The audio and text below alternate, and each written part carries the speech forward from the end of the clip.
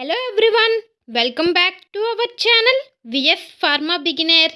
ఈరోజైతే నేను ఒక మంచి ఇంట్రెస్టింగ్ వీడియోతో మీ ముందుకు వచ్చేసాను. అదేమిటి అంటే రీసెంట్గా న్యూస్ పేపర్స్లోను ఉద్దానం వాటర్ ప్రాజెక్ట్ గురించి మారుమోగిపోతుంది. ఏమిటి ఉద్దానం వాటర్ ప్రాజెక్ట్ అనుకుంటున్నారా? అయితే ఈ వీడియోని ఫస్ట్ నుండి లాస్ట్ వరకు ఎక్కడా స్కిప్ చేయకుండా చూసేయండి. ఉద్దానం అనేది శ్రీకాకుళంలో కవిటి, కంచిలి, ఇచ్చాపురం, సోంపేట, వజ్రపుకొత్తూరు మండలాలు కలిపితే ఉద్దానం అంటారు.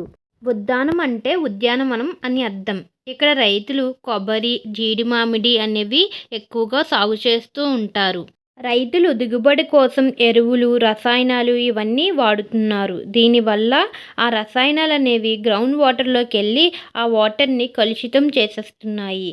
దాని ద్వారా ఎప్పుడైతే రసాయనాలు వాటర్తో కలుస్తున్నాయో రసాయనాల్లో ఉండే సిలికా మరియు లెడ్ అనే భారీ లోహాలు వాటర్తో రియాక్ట్ అయ్యి లెడ్ డయాక్సైడ్ ఇంకా సిలికా డయాక్సైడ్ అనే విషపూరిత పదార్థాలుగా మారుతున్నాయి.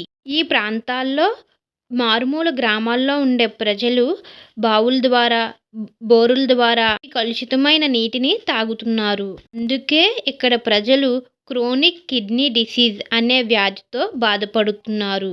వరల్డ్ హెల్త్ ఆర్గనైజేషన్ ప్రకారం ఇక్కడ సుమారు 35,000 మంది వరకు కిడ్నీ వ్యాధులతో బాధపడుతున్నారని అంచనా వేశారు.